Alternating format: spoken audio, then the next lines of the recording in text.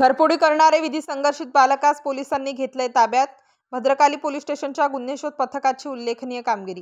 गुन्हे शोध पथकाचे अंमलदार यांनी भद्रकाली पोलीस ठाणे येथे घरफोडी चोरीबाबत दाखल असलेल्या गुन्ह्याचा तांत्रिक पद्धतीने व मानवी साधनांचा वापर करत गुन्हा घडल्यापासून दिवसा व रात्री अधिक परिश्रम घेऊन कौशल्यपूर्वक तपास केला असता सदरचा गुन्हा हा एका विधी संघर्षित बालकाने केल्याचे निष्पन्न झाले होते।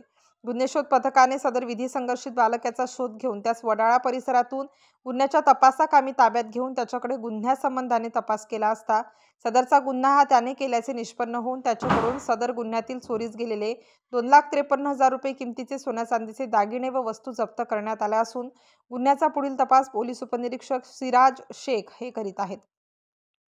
सदरची कामगिरी भद्रकाली पोलीस ठाणे यांच्या मार्गदर्शनाखाली गुन्हे शोध पथकाचे सहाय्यक पोलीस निरीक्षक सत्यवान पवार, पोलीस उपनिरीक्षक सिराज शेख, पोलीस हवालदार नरेंद्र जाधव, पोलीस हवालदार संदीप शेळके, पोलीस हवालदार संतोष काकड, पोलीस हवालदार सतीश साळुंके, पोलीस हवालदार कय्यूम सय्यद, पोलीस हवालदार अविनाश जुद्रे, पोलीस हवालदार प्रभाकर आहेर, पोलीस शिपाई धनंजय हासे, पोलीस शिपाई जितेंद्र पवार, पोलीस शिपाई जावेद शेख, पोलीस शिपाई तौसिफ सय्यद, पोलीस शिपाई नारायण गवळी, पोलीस शिपाई निलेश विखे, पोलीस शिपाई अविनाश थेटे, पोलीस शिपाई गुरुदादा गांगुर्डे यांनी पार पाडली आहे। म्हणजे 2 दिवसापूर्वी एक दिवसा घरफोडीबाबतचा गुन्हा दाखल झाला होता। गुन्हा रजिस्टर नंबर 294/2025 भारतीय न्याय संहिता 331 वगैरे कलमांनुसार गुन्हा दाखल होता। नमूद गुन्ह्याची हकीकत अशी होती की हिरालाल कुर्रील नावाचे इसम प्रगती सोसायटी स्वराज ट्रॅक्टर हाऊस पाठीमागे भद्रकाली पोलीस स्टेशन हद्दीत राहतात। त्यांच्या घरचे सदस्य आणि मुलं हे 21/8/2025 रोजी दुपारी 11:30 वाजता शाळेत गेले। सर्व इतर कुटुंबीय त्यांच्या कामकाजासाठी गेले आणि 5:40च्या सुमारास संध्याकाळी परत आले। तेव्हा घरच्यांच्या लक्षात आलं की घरात घरफोडी होऊन चोरी झालेली। घटनास्थळी आमचं DB पथक, अधिकारी कर्मचारी रवाना झाले। सगळे आमचे गोपनीय बातमीदार आणि तांत्रिक विश्लेषणाच्या आधारे नमूद घरफोडीचा गुन्हा उघडकीस आला आहे।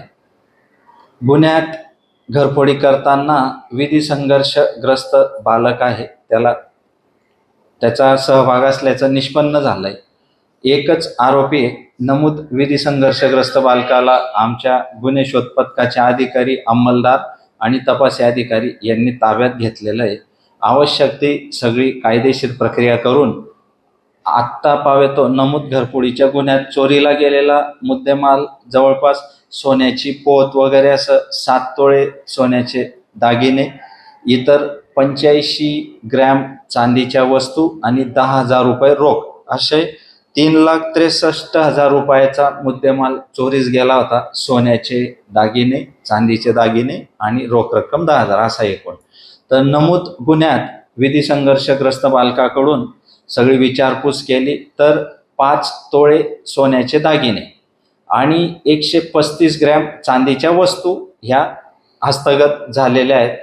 रोख रक्कम जी होती त्याने विविध ठिकाणी खर्च केली या 2 दिवसात, त्याच्याबाबतही तपास चालू आहे। आणि फिर्यादींकडनं चुकून ते 85 ग्रॅम चांदीच्या वस्तू होत्या त्या 135 ग्रॅम रिकवर झालेल्या आहेत।